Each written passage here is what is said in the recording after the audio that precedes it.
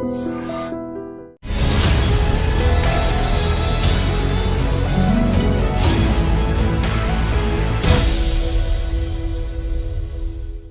Journey YS Rajasekhara Reddy గారు CM అవ్వక ముందు నుంచి రెగ్యులర్గా మేము వెళ్ళేవాళ్ళం.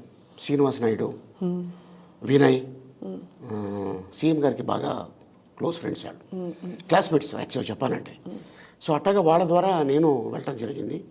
అండ్ అలాగే వాళ్ళ నాన్నగారు సీఎం అయిన తర్వాత వైఎస్ రాజశేఖర రెడ్డి గారు అలా జర్నీ చేస్తూ ఉన్నాం.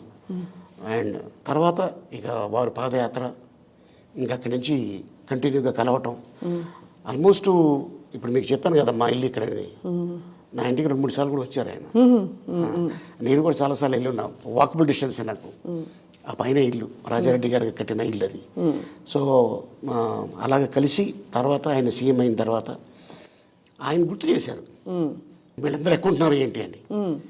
వాళ్ళ ఫాదర్ సీఎం అవ్వకముందు నుంచి బాగా క్లోజు, రెగ్యులర్గా కలిసే ఉన్నాం.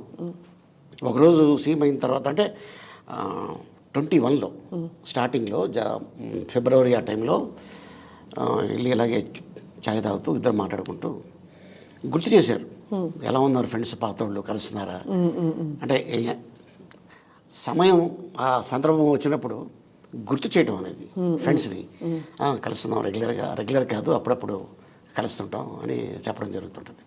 దాదాపు నాకు ఒక 25 years నుంచి పరిచయం సీఎం గారు ఆల్మోస్ట్. ఇంకేమైనా చెప్పండి సార్, మీరు క్వైట్గా ఉన్నారు. మీరు క్వైట్గా ఏం లేదు, బట్ ఏంటంటే అదే. సో ఈ రోజున వారి బర్త్డే సందర్భంగా ఆంధ్రప్రదేశ్ అండ్ అంటే అందరూ సెలబ్రేట్ చేసుకుంటున్నారు. అండ్ ముఖ్యంగా లేడీస్ బాగా సెలబ్రేట్ చేసుకుంటున్నారు. అండ్ ఐ హోప్ డెఫినెట్లీ ఒక మంచి మళ్ళీ డెఫినెట్గా రాబోయే రోజుల్లో అద్భుతమైన విజయం సాధిస్తారని నమ్మకం ఉంది. నెక్స్ట్ ఎలక్షన్ మీదే అంటారు అయితే.